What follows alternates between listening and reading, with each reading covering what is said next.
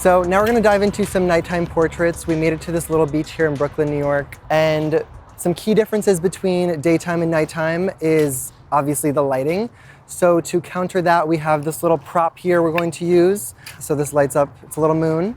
And I don't like using flash in my photos, so instead I like to incorporate these little guys that will light our subject when there's no available light.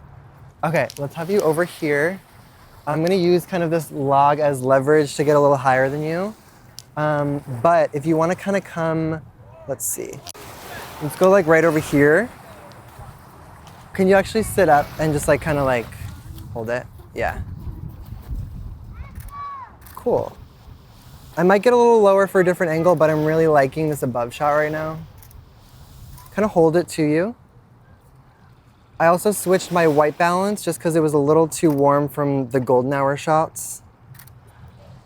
We have our shutter at 1/200th, and then our ISO is pretty high at 3200, but it's not anything too crazy that we can't fix later.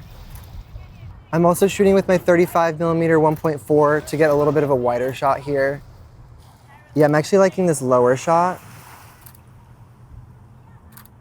Cool. Could you actually bring it up to you again? That was, yeah, my fave. Bring it a little in front of you if you can, with one hand maybe. You can keep your yeah, and then just bring it a little forward, yeah.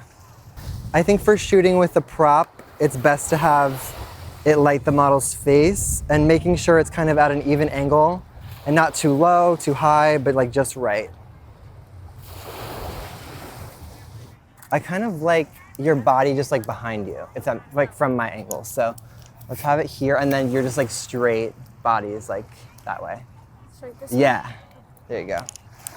You can bring maybe a foot, like your feet, like a little bit, yeah. Maybe you're even like picking it up. Nice. Okay, cool, let's do a standing one with you just like over here with it holding up to you. That way it's less harsh on your face.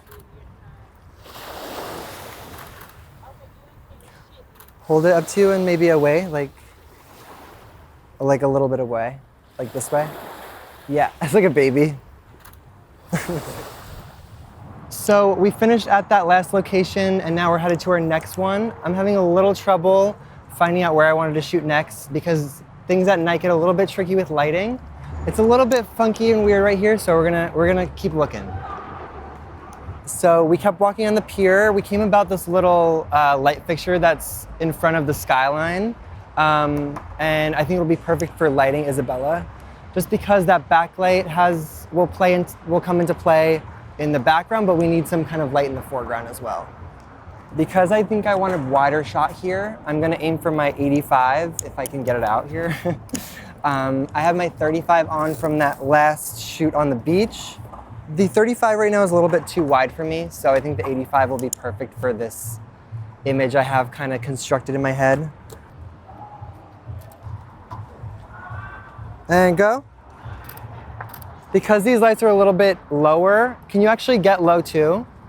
I like this because it's kind of lighting her from the back, but also the front. Bring your arm in a little more, and then look up at your leg. You can straighten your arm. This looks really cool. And go. Nice. Try again. So I'm changing my shutter to 1/100th of a second just so we can capture the movement she's giving to us, but make sure it's in focus and super clear. And go. Cool. My shutter is now at 320 just because she's not moving too much, and I can put my ISO a little bit lower.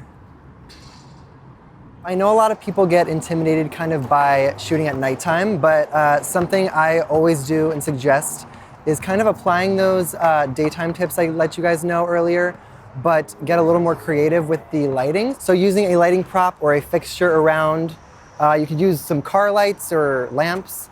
Honestly, anything to avoid that grain will help you get a final clear and crisp photo.